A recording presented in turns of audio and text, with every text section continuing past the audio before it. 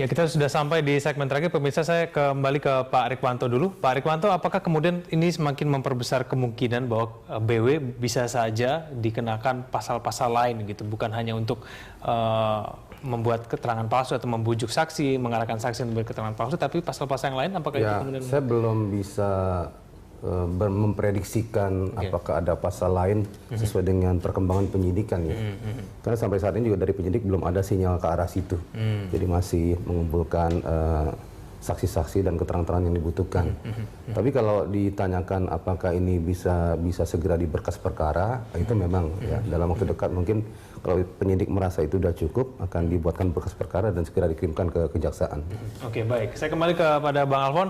Bang Alfon, kemudian langkah-langkah dari pengacara ini seperti apa? Karena saksi-saksi dipanggil dan kemudian terakhir kita lihat ada Ujang Iskandar dan kemudian ada Pak Akil juga semakin menguatkan dugaan bahwa jangan-jangan BW ini melakukan pelanggaran kode etik. Bang Alfon.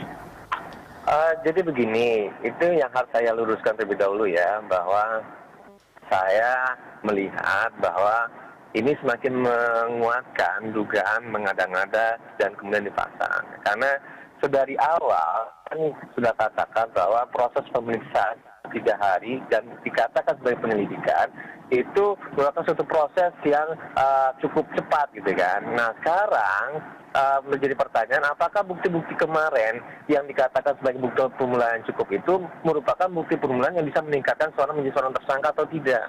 Nah ini kan membuktikan bahwa ini ingin dicari lagi apa sih bukti-bukti yang kuat yang lainnya gitu kan? Nah oleh sebab itu makanya kalau dikatakan untuk membuat terang suatu permasalahan, nah artinya itu adalah proses penyelidikan. Nah artinya kalau masih proses penyelidikan, artinya ya ini belum bisa ditetapkan sebagai tersangka dong. Dan itu menguatkan argumentasi saya bahwa ini mengada-ngada dan dipaksakan.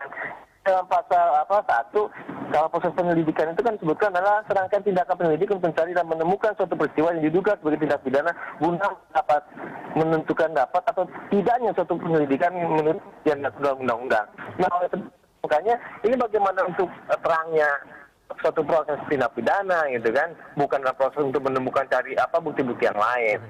Dan kemudian yang kedua, kalau misalnya dalam proses penyelidikan, artinya silakan diserahkan pada organisasi profesi, bukanlah dalam konteks pidana. Ini harus ada perjanjian loh, ada MOU loh antara Pradi dengan kepolisian.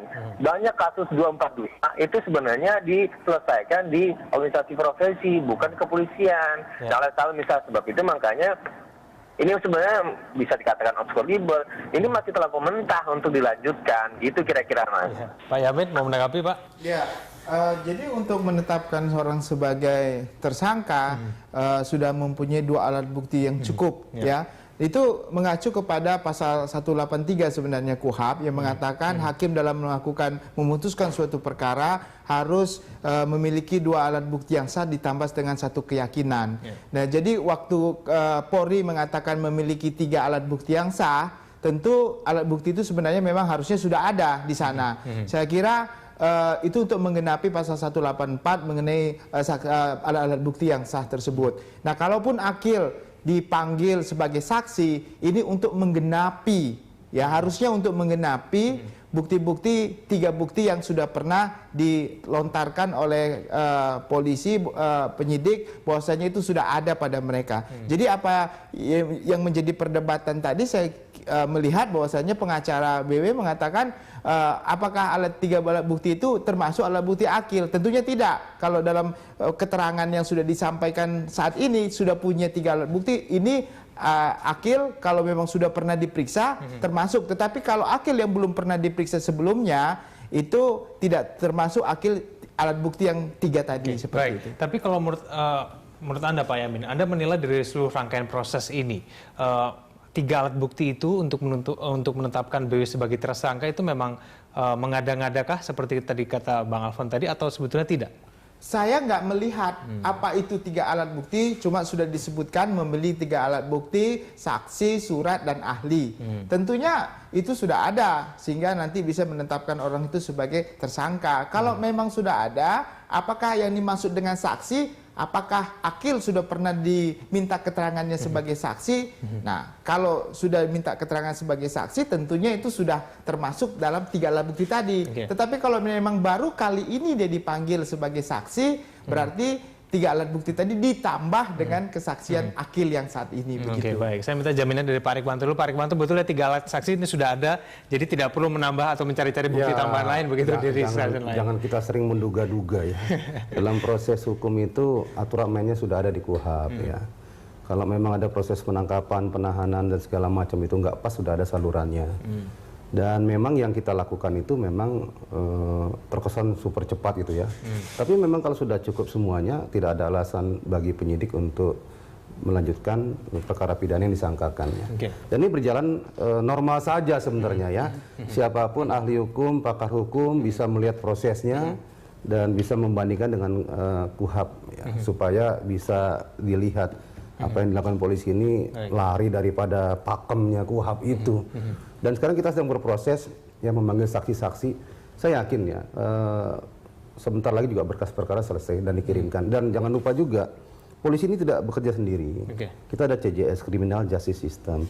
Ada polisi penyidiknya, kemudian jaksa, kemudian pengadilan. Jaksa juga menguji di situ. Jadi jaksa bukan teman kita itu. Itu salah satu mitra, tapi dia punya independensi sendiri untuk menilai. Ya, perkara yang kita ajukan itu kira-kira memang ada pidananya tidak, kurang atau tidak, atau perlu tambahkan atau tidak ya. Kalau dia bilang kurang, ini tidak bisa, kita juga nggak bisa apa-apa. Nah, itulah dalam kaitan transparansi dan independensi masing-masing penyidik yang ada ini. Baik, terakhir singkat saja kepada Bang Alfon, kemudian ini pembuktian nanti di pengadilan begitu ya. Singkat saja Bang Alfon, bagaimana? Yang saya persoalkan itu adalah penetapan orang menjadi seorang tersangka.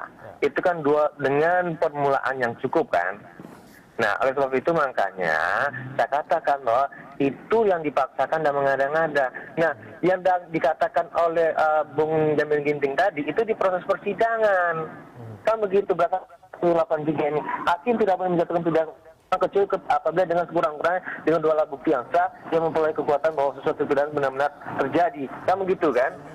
Baik. Ini 2 juga loh. Nah, oleh sebab itu makanya apakah memang betul seseorang itu diduga konstruksi tindak pidana tanpa dengan 2 alat bukti yang sah. Nah, sekarang kalau bisa dilihat, ini kan cuma 1 alat bukti dan kemudian ini ditambah dengan keterangan Akil. Dan itu juga harus dipertanyakan apakah itu punya relevansi atau tidak. Kalaupun itu dilakukan oleh Akil, itu adalah kode etik hakim, bukan BW-nya. Begitu. Nah, ini kalau dalam kerangka ini kan absuribel ini. Baik, Bang Alfon. Baik, kita tunggu nanti kira-kira saksi siapa saja yang akan dipanggil lanjutan. Semoga semua pihak bisa saling membuktikan betul yang mana yang betul, mana yang salah begitu ya. Terima kasih Bang Alfon telah bergabung sama kami melalui sambungan telepon. Pak Yamin terima kasih, Pak Rikwanto juga terima kasih. Selamat pagi.